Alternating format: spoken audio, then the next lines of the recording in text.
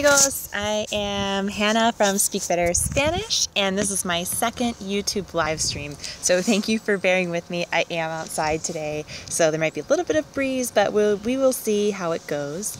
Let's see, let me make sure I'm not on my Wi-Fi. Okay, I am back. Hopefully the connection will be a little bit better. I have no clue how the quality of video will be, but last time that I did a live stream, I did it on my computer, and I realized I can't see comments from anybody that is watching live. So if you are watching live, feel free to say hola, and let me know how you are doing, where you are watching from today. But anyway, this is my second behind the scenes, and it's supposed to be tea and me, but I didn't prepare my tea. Boo. Sorry, so I have water. But anyhow, yeah, so it's going to be a bilingual chat. Everything I say in Spanish, I'm going to repeat in English.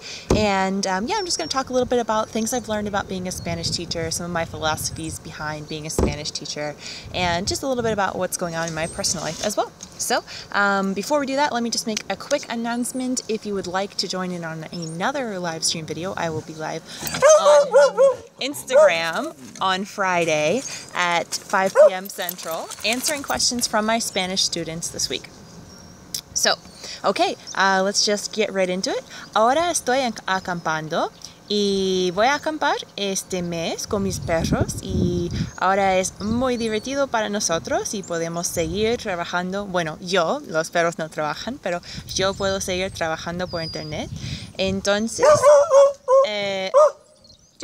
thank you. Entonces, sí, ahora estoy acampando, el clima es muy bueno y sí, más o menos es todo. Y bueno, so to repeat that in English, I am camping right now for the month. That's why I am outside. I'm out with the dogs, and I am continuing to work online, but it is nice weather. We are having a good time, and yeah, so thank you guys for bearing with me as things are, a lot going on. But anyway, y hoy quiero hablar sobre por qué es tan importante hablar español. Porque para mí, yo estudié español por muchos años antes de poder hablarlo. Entonces, para mí es muy importante hablar el idioma, porque eso es realmente como usamos el idioma. Sí es bueno poder leer y poder escribir, pero para realmente usar un idioma, tienes que hablarlo. Por ejemplo, si tú vas a algún restaurante hispanohablante o algún país hispanohablante, tienes que hablar en español. Sí, más o menos eso es todo. Entonces, ya que sabemos que es muy importante hablar español, ¿cómo lo hacemos? Porque es muy fácil escribir y leer español. Hay muchos libros, muchos recursos, muchos artículos, una variedad de recursos para poder leer y escribir. Pero para hablar, ¿cómo lo hacemos? Primero, bueno, hay varias opciones, pero primero puedes viajar a un país hispanohablante. No importa cualquier, puede ser cualquier que te guste. Entonces, ir a un país hispanohablante, yo ofrezco viajes de inmersión. Este año tengo uno a Perú y el próximo año vamos a ir a Bolivia y también a la República Dominicana otra vez, que me encanta la República Dominicana. La gente es muy amable ahí. Y bueno, entonces, pero no tienes que viajar conmigo, hay muchas opciones. Puedes viajar solo, con amigos, con familia, con un grupo, con un tour, algo así. Otra opción es hacer un intercambio de idiomas. Eso típicamente... Thank you. Judy. Disculpe. Eso típicamente es gratis hacer un intercambio de idiomas. Y tienes que, pero el problema es, puede ser un poco difícil encontrar a alguien que es con quien se puede confiar. Lo que quiero decir es que a mucha gente le interesa practicar inglés, pero es difícil encontrar a alguien que tiene un horario parecido al tuyo, especialmente si esta persona vive en otra parte del mundo. Pero sí, bueno, lo que he escuchado de algunos amigos y yo también he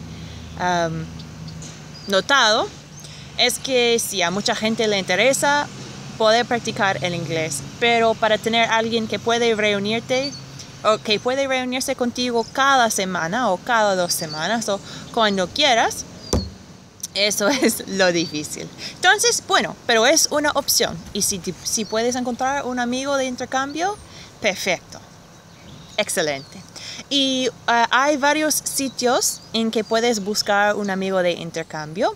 Normalmente este tipo de intercambio se llama Language Exchange en inglés. Entonces, yo tengo un grupo en Facebook que se llama Spanish plus English Language Exchange y en este grupo puedes buscar un amigo para practicar inglés y español juntos. Otra opción es también practicar con un profesor o una profesora. Yo soy una profesora, pero hay muchos profesores por internet. Puedes buscar una variedad de sitios y sí, hay muchísimos. Pero es importante tener en cuenta que necesitas conversar. Entonces yo ofrezco lecciones de gramática, pero también ofrezco sesiones de conversación. Normalmente las sesiones de conversación son 15 minutos conmigo porque es bastante fácil de empezar con 15 minutos. Yo te voy a ayudar, claro, no voy a sentarme aquí callada esperando que hables. Pero sí, yo te voy a hablar, yo te ayudo, claro, pero es una opción. Pero como te digo, también hay otros profesores, hay muchas opciones. Entonces, sí, de todos modos es muy importante hablar el idioma para mantenerlo. Sí, es muy importante. Y no debes preocuparte mucho por cometer errores, porque todos nosotros cometemos errores. Es normal, todo normal, no hay problema. Lo importante es comunicar tus ideas. Si tú puedes comunicar tus ideas, has comunicado muy bien. Entonces, so to repeat all of that in English, speaking Spanish is very important, and the all right, get a sniff. It's all right. Thank you. It's not going to stay warm long. Oh, thank you so much. I'm live streaming on YouTube. Good. Thank you, Juby. I've made my debut. Yes, yes. So Kathy from the campground has brought me over some tea, which was very sweet. It's a bit chilly today. So thanks for bearing with me, guys, as the dogs are a little barky. Everybody's out for a walk and stuff like that. Anyhow, so speaking Spanish is really important. There are a couple of ways that you can go about speaking Spanish. And so, of course, we all know speaking Spanish is important. It's important to be able to read and write as well, but speaking is really that next level. It's really where it gets the most useful. When you go to a Spanish-speaking country or a Spanish-speaking restaurant or something like that, you need to be able to speak the language. So I know that it's hard. It takes a lot of confidence and courage for sure, but you can definitely get there. So a couple of ways you can get practice with speaking. You can travel to a Spanish-speaking country, so whichever one you like. I offer adventure immersion trips. We've got one to Peru this fall, and I've got one to Bolivia and Dominican Republic next year. So I will be publishing those soon on my website, speakbetterspanish.com. But in any case, yes, so you can travel to a Spanish-speaking country, whether that's with me, with friends, family, a tour, a group trip, anything like that. And, okay. Juvie is gonna sit here with us so that I can keep an eye on her and make sure she's not barking. Okay, so anyways, yes, you can travel to a Spanish-speaking country. You can find a language buddy. Now, the problem with finding a language buddy is that sometimes it's hard to find somebody that has a similar schedule to you because they could be in another country, in another part of the world. Sometimes it's hard to find somebody that's reliable, that shows up, like, every week, or whenever you guys decide on. And so it can be tricky, but if you find a good language buddy, I mean, that's awesome. Usually the way language exchanges work is you'll spend half the time chatting with the person in their native language and half the time chatting with the person in your native language. So you guys can ask each other questions and practice together. So yeah, so language exchange can be a good way to do that. I do have a group on Facebook. I know there's tons of websites and places out there to find language exchange buddies, but I have a group on Facebook. It's called Spanish plus English Language Exchange. And yeah, so you can go on there. Also, any type of one-on-one conversation sessions or lessons. This could be in person, this could be online. Some people do immersion weeks or weekends or whatever in Spanish-speaking countries. There's lots of different options. I offer one-on-one hour-long lessons, which typically are more grammar-focused, although we do definitely work on pronunciation and conversation as well. And I also offer conversation sessions. Those are usually 15 minutes long, which is a good chunk to bite off when you're new to the language. And I'm not going to just leave you alone. I'm going to help you out, ask you some questions, encourage you. And so I'm not just going to be sitting there looking at you, waiting for you to speak Spanish.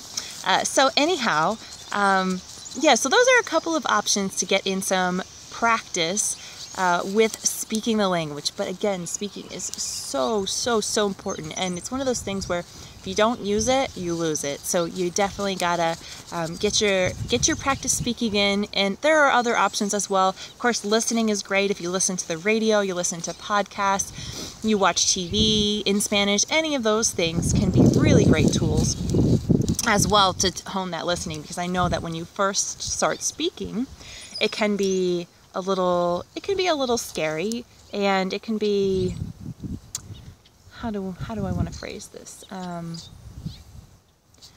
it's just, it can be a little scary, and it takes a little getting used to. But anyway, oh, and native speakers often seem like they're speaking really fast because we're not used to listening to the words being spoken that quickly. So the more you get exposed to that, the better you will get at listening. And let's see. Oh, and then also, don't worry too much about making mistakes. We all make mistakes. I make mistakes all the time, and it's normal. We're always learning things. It's part of the language. It's an ongoing process. Language learning is an ongoing process, and so yeah. So it doesn't matter too much if you make mistakes. It's more important that you make the attempt and that you can try to communicate your ideas. And if you successfully communicate your ideas, even if you make mistakes, then that's perfect, because then you've communicated. And to me, that's what it means to be fluent. It doesn't mean to perfectly speak the language. It means to be able to have a conversation and have the other person understand what you're saying, even if it's not 100% right. So yeah, I hope that helps you guys out. It gives you a little bit of just some of my philosophy and what I think is important for language learning. I will be doing these chats. I will be back at the same time next Wednesday, so Wednesday at 11 a.m. Central. And my sweet neighbor brought me some tea, so it actually is tea with me. Yay! And next week, I will probably put the dogs in the car because they love going in the car, and they are just barking it up. And so, of course, whenever they see something, they want to bark about it. So yes, it would be good to have a little more quiet for the video, but thank you guys for bearing with me. I know live streams are usually a lot less formal than like a professionally recorded video, so thank you guys for bearing with me. I'm really backlogged on uploading my videos to YouTube, so eventually within the next week or so you'll be seeing a lot more videos coming up on YouTube. There's been a lot going on in my personal life, and so anyways, just trying to get back into the swing of things and make a good routine. So thanks for bearing with me on my first live stream from my phone. Yeah, and if you guys do have any Spanish related questions or anything about, learning the language, could be